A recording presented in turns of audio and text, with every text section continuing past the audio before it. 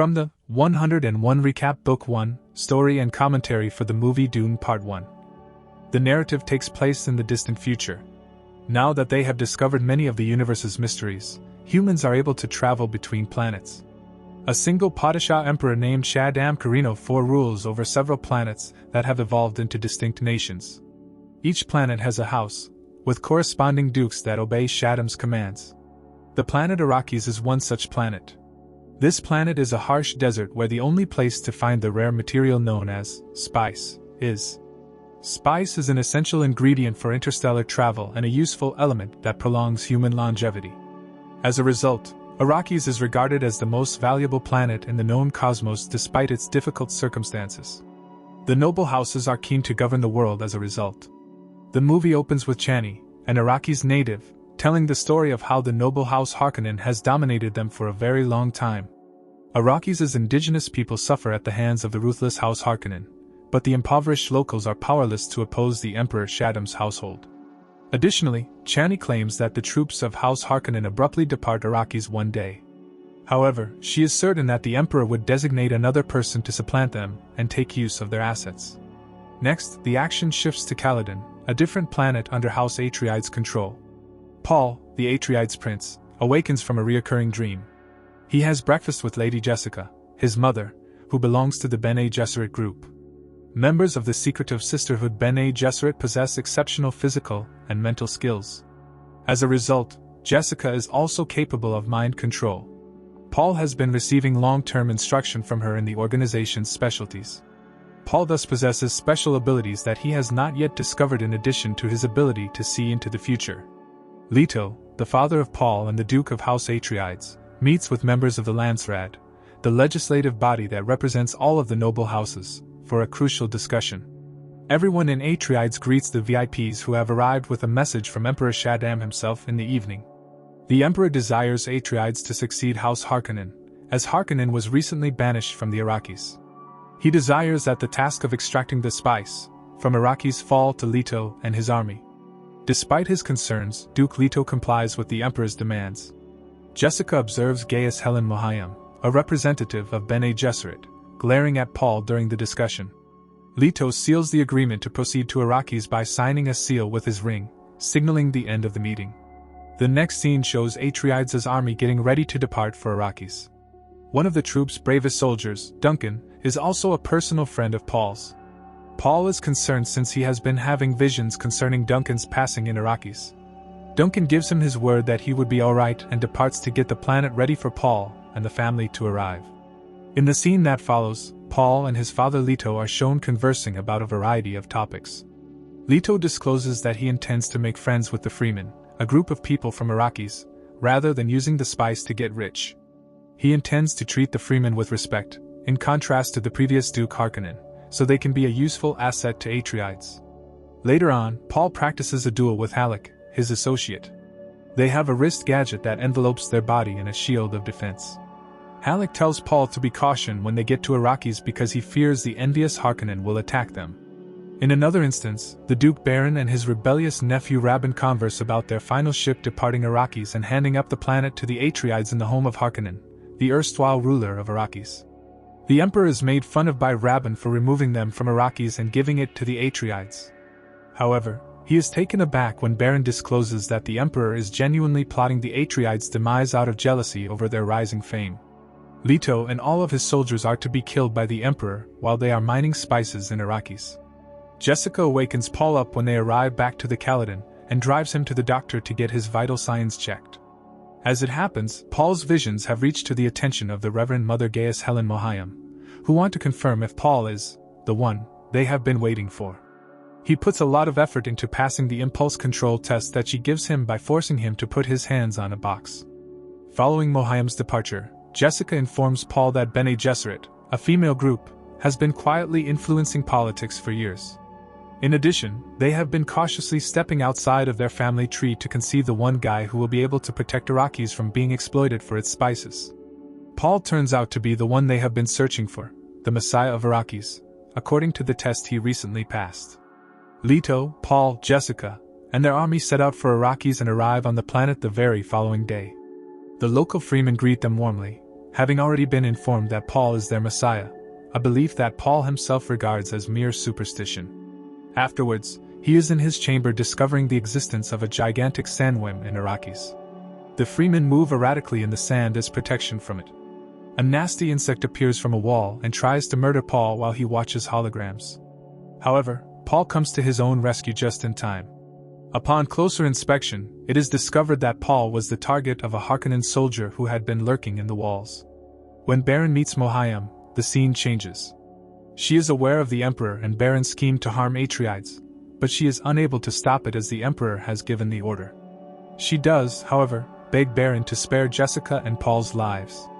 Baron consents to follow her instructions but says he will toss the two into the sand to be killed by sandworms. The officials gather back on Arrakis and talk about their strategy for mining the spices.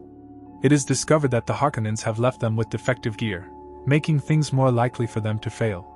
Paul eventually meets up with Duncan, who was assigned to get ready for them. Duncan claims to have spent the last 4 weeks living in deserts among the Fremen. He gives them all the information they need to survive, including the existence of the siege community of Fremen and Stilgar, its leader. Leto has invited Stilgar as well. Leto invites him to collaborate with the Atreides, but Stilgar disparages him for stealing from their territory and not giving anything back to the local populace. Leto makes a pledge to never hurt the Sieges, so they part ways amicably. Leto and his group visit the spice sand that they will be mining the following day. They meet Dr. Leet Kynes, an imperial environmentalist, and a Fremen. She examines the quality of Leto's sand suit, which purports to turn bodily fluids like sweat and urine back into drinkable water. Even though it's Paul's first time wearing the suit, Kynes discovers that he is familiar with Freeman's style while inspecting Paul's outfit. She is reminded by this of a prophecy that their Messiah will be familiar with their culture even if he is from another country. Kynes thinks Paul is the one, as well. They all depart to examine the spice sand after that. As they go about, they notice 2 sandworms moving toward the harvester that extracts the spice.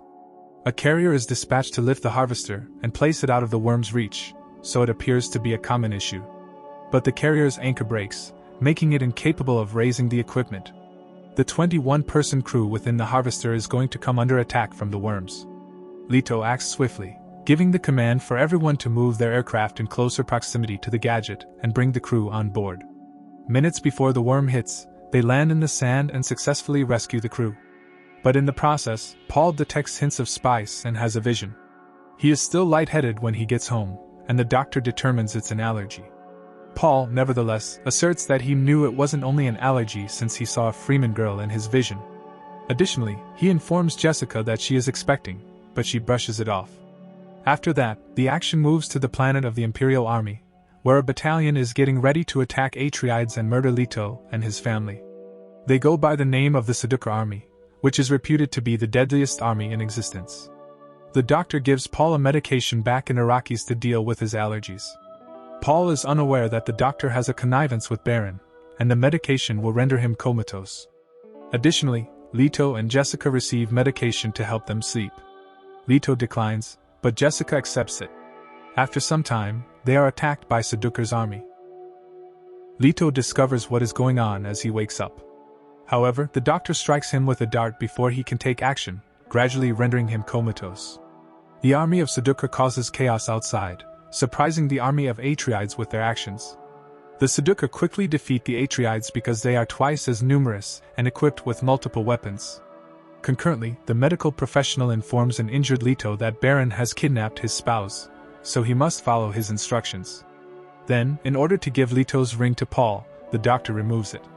In addition, he implants a poison molar tooth in Leto's jaw, warning that if he bites it hard enough, the gas-filled tooth will release a deadly venom that will kill everyone in its path. Paul and Jessica are kidnapped by the Sedukar army and dumped in the sand in the meantime. In an airplane, Paul awakens to find his mother strapped to his side and gagged. She has the ability to control others and force them to follow her instructions. Thus, the two are able to slay their kidnappers by using their powers. Paul discovers a fremkit that the doctor has given them. They then make their way out of the center of the desert. Leto is brought to Baron unconscious and is changed into nothing in the meanwhile. When the doctor begs Baron to set his wife go, he is ruthlessly murdered instead. Leto is then informed by Baron that his lineage will cease today. With nowhere else to go, Leto clenches his jaws and releases a deadly gas that kills everyone in the room, including himself. Paul and Jessica use the kit to erect a tent somewhere. They also discover Leto's ring and a doctor's note. When they look at the ring, the two become aware that Leto has passed away and start to cry. Duncan invites the Fremen Imperial biologist Kynes to assist in the search for Paul and Jessica the next morning. Once the deadly gas has subsided, the soldier of the Baron returns to the room in his palace. They discover to their surprise that Baron has secured himself to the ceiling and is in some way secure. Concurrently, Paul experiences a hallucinogenic high from the spice in the sand and begins to have glimpses of the impending holy war. When he visualizes himself murdering millions of people, he starts to hyperventilate. A concerned Jessica soothes her kid. He dons his father's ring and becomes Duke of Atreides at a later date. Duncan finds them quickly and kneels in front of Paul, addressing him as the Lord Duke. Then Kynes takes the three of them to a secure location. The location where they are residing is an abandoned ecological station that was meant to supply Arrakis with flowing water. Arrakis would have been a paradise if the initiative had been successful. But the spice was found in the sand before the project was finished. The endeavor was abandoned when everyone's focus was shifted to gathering the priceless spice.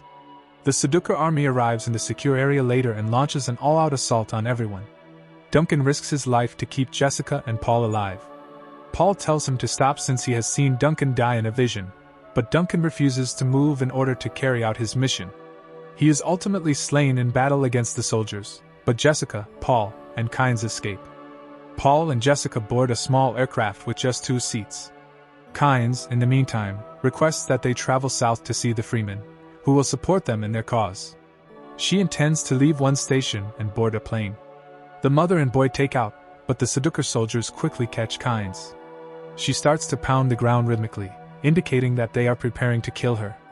A sandworm comes in attracted by the ruckus and devours them all at once. 2 enemy aircraft then begin pursuing Paul's aircraft. Paul drives into a violent sandstorm, leading their adversaries to assume they had perished. In the scene that follows, we witness Baron taking a medicinal bath to treat the wounds he sustained from the toxic gas. When his nephew Rabin gets there, he informs him that Leto has passed away, along with his lineage. Satisfied that his adversary's house has finally collapsed, Baron gives Rabin the command to carry on gathering spices and eliminating all Fremen. Paul and Jessica crash land in the desert somewhere else, but they survive. After donning the desert suit, they set out to find the Fremen and request assistance from them. Paul was aware of the lifestyles of the Fremen and how they walk to keep the worms away. Throughout the entire day that they walk, Paul sees images of Fremen people and a particular girl encouraging him to keep going. The two take a little break to rest when they hear a loud noise. Paul becomes aware of the presence of a sandworm. They begin to flee in an attempt to save their lives, but the worm follows them even more quickly. It appears from the sand, ready to swallow the two, but it stops in the middle. To aid them, someone had set off a thumper. At that moment, they are surrounded by Stilgar, the leader of the Fremen. It soon becomes clear that their goal is to murder Paul and Jessica in order to obtain their bodily fluids. Saying that Paul is the Messiah they were informed about, Stilgar stops his troops. The others reject him, claiming that since Paul hasn't shown his mettle thus far, he can't be the Messiah. Jessica is insulted by one of them, who calls her weak and old. By keeping the man captive and putting his life in danger, she establishes her own worth. The leader then gives the order for everyone to proceed to the siege tower, where Paul and Jessica's destiny will be decided. The girl from Paul's dreams suddenly appears in front of him and calls herself Chani. One Freeman, James, insists on facing Paul in a duel as they are about to depart. According to Freeman custom, a person must die in every duel. Having trained all of his life, Paul easily defeats James, but he is hesitant to murder him because he has never killed anyone before. Finally, Paul ends the struggle by stabbing the man to death. After that, the others load up the corpse and head toward the siege tower. When Paul witnesses a man riding a huge sandworm at the end of the film, Chani informs him that this is just the beginning. It's evident from the film's conclusion that the sequels will contain a lot more content. Dune, 2021, a visually stunning epic with room to grow. The spice of life and war. Dune, 2021, is the first part of Denis Villeneuve's ambitious adaptation of Frank Herbert's sci-fi masterpiece. It follows Paul Atreides, son of Duke Leto Atreides, tasked with overseeing the dangerous desert planet Arrakis, the sole source of the spice Melange, a precious commodity vital for interstellar travel and granting heightened mental abilities. A feast for the eyes. Visually breathtaking, the film boasts stunning visuals, from the vast desert landscapes to the intricate designs of the Fremen culture. World-building expertise. Villeneuve masterfully crafts a believable and immersive sci-fi universe filled with rich lore and unique factions. Stellar cast. The performances are strong across the board, with Timothée Chalamet captivating as Paul and Rebecca Ferguson bringing fierce determination to Lady Jessica. A slow burn with burning questions. Dense narrative. The film packs a lot of world-building and character introduction into its runtime, which can feel slow for some viewers unfamiliar with the source material. Cliffhanger conclusions. Leaving the story unfinished at a pivotal point might leave some audiences frustrated, as it's clearly intended to be the first chapter in a larger saga. More than just spice. Ecological message. The film subtly explores themes of environmental exploitation and the dangers of resource wars. Destiny versus choice. Paul's journey grapples with the concept of destiny and free will. Inner strength. Dune celebrates the power of human potential and the importance of family bonds. Recommendation. Dune, 2021, is a visually stunning and thought-provoking sci-fi epic. While the slow pacing and reliance on future installments might not be for everyone, it's a captivating introduction to a vast universe with plenty to offer fans of the book and newcomers alike.